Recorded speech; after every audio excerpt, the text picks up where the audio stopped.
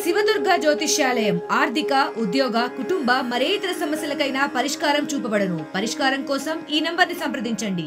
శ్రీకాళహస్తిలో వజుల సుధీర్ రెడ్డి గారు వాలంటీర్స్ గురించి ఏదైతే కామెంట్ చేశారో అది నిజంగా చాలా బాధాకరం.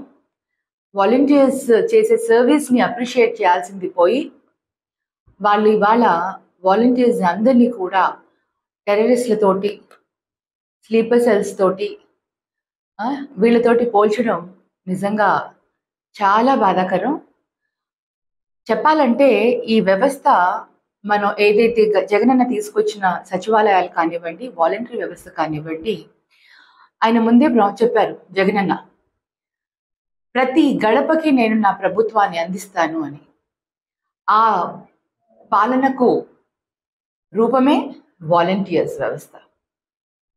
5,000 గౌరవ వేతనంతో వాళ్ళు చేసే సర్వీసు ఎంత ఎక్కువ సర్వీస్ చేస్తున్నారంటే అందరం కూడా వాళ్ళకి హ్యాట్స్ ఆఫ్ చెప్పాలి. ఒక సైనికుల్లాగా కమిటెడ్గా ఆ 50 ఇండ్లకు, ఆ 50 హౌజెస్కి, అది టీడీపీ హౌజా, కాంగ్రెస్ హౌజా, బీజేపీ హౌజా, లేకపోతే వైఎస్ఆర్సీపీ హౌజా అని చూడట్లేదు. వాళ్ళు ఒకటే చూస్తున్నారు, ప్రభుత్వం చెప్పిన ఆ 50 హౌజెస్కి ప్రతి పథకం వాళ్ళకి అందాలి. అవ్వాతాతలకి ఎవరైతే పెన్షన్లకి అర్హులు ఉంటారో వాళ్ళందరికీ టైమ్లీ పెన్షన్స్ అందించాలి. వాళ్ళకి ఎటువంటి సమస్యలు ఏమన్నా ఉంటే సచివాలయంలో వెళ్ళి ఆ సమస్యలను పరిష్కరించాలి అని ఆ విధంగా వాళ్ళు పనులు చేస్తున్నారు. కానీ జన్మభూమి కమిటీల లాగా, అప్పటి టీడీపీ ప్రభుత్వంలో ఉన్న జన్మభూమి కమిటీల లాగా ఓన్లీ టీడీపీ వాళ్ళకే, వాళ్ళ దగ్గర కూడా బ్రైబ్ తీసుకొని పేదవాళ్ళని కూడా చూడకుండా ఇచ్చే ఆ 1000 రూపాయలలో కూడా వాళ్ళ కమిషన్లు తీసుకొని పెన్షన్లు ఇవ్వడం, పెన్షన్లు పేరు ఎక్కించాలంటే కమిషన్లు, నీరు చెట్టు కింద ఏదైతే వాళ్ళ పనులు చేశారో దానికి, ఆ పనులకి వాళ్ళకి డబ్బులు రావాల్సి ఉంటే కూడా దానికి మళ్ళీ డబ్బులు తీసుకోవడం. ఒక ఎంపీగా చాలా సార్లు ప్రత్యక్షంగా నేనే చూశాను. ఒక ఊర్లో వెళ్తున్నప్పుడు పెన్షన్ల కోసం ఆఫీస్ దగ్గర ఒక పెద్ద లైన్ క్యూ కట్టి ఉంది. ఆ ముసలి వాళ్ళు పాపం ఆ ఎండలో కూర్చుని ఉంటే నేను దగ్గరికి వెళ్ళి అడిగాను, ఏమ్మా అందరు ఇక్కడ కూర్చున్నారంటే, పెన్షన్ కోసం మేము అందరం ఇక్కడ కూర్చుని ఉన్నాము, ఆఫీసర్ రాలేదమ్మా, చూడాలి, వస్తానంటున్నారు, రాకపోతే మళ్ళీ రేపు రావాలి. ఇలాంటి పరిస్థితి ఉండేది. ఈరోజు వాలంటీర్స్ తెల్లవారుజామున 6 గంటలకి ఇంటికి వెళ్ళి వాళ్ళకి అవ్వతాతలకు పెన్షన్ ఇస్తున్నారు. ఇంట్లో సొంతం పిల్లలు పట్టించుకోకపోయినా కూడా వాలంటీర్స్ వెళ్ళి వాళ్ళకి మందులు, వాళ్ళకి ఏం కావాలంటే వాళ్ళని చూస్తున్నారు.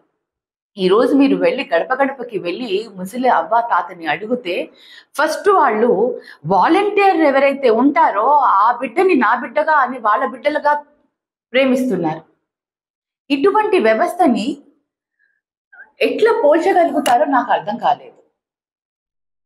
ఒక మంచి వ్యవస్థ, ఒక సిస్టమ్ని ఏదైతే జగనన్న తీసుకొని వచ్చాడో అది కూడా పార్టీలకు అతీతంగా సర్వీస్ చేస్తున్నది అని కూడా ఈ రోజు అవహేళన చేస్తున్నారంటే నిజంగా చాలా బాధేస్తుంది.